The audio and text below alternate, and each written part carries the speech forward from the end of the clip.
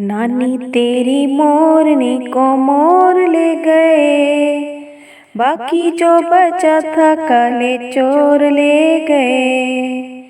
नानी तेरी मोरनी को मोर ले गए, बाकी जो बचा था काले चोर ले गए। खाके पी के मोटे होके चोर बैठे रेल में, चोरों वाला डब्बा कट के पहुंचा सीधा जेल में।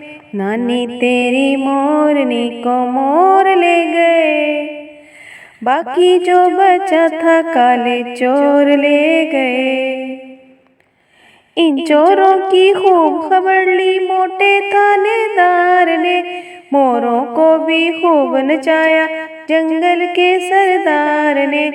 नानी तेरी मोरनी को मोर ले गए, बाकी जो बचा था काले चोर ले गए।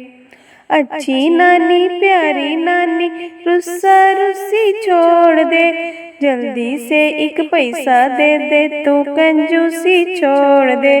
नानी तेरी मोरनी को मोर ले गए, बाकी जो बचा था काले चोर ले गए।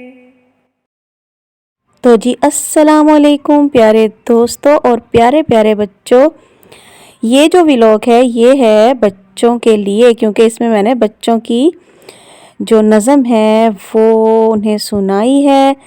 तो बड़ों को भी बड़ों के लिए भी है, बड़े भी सुन सकते हैं, ऐसा कोई मसला नहीं है। वैसे आज का जो व्लॉग है वो मेरा है जी बच्चों के लिए।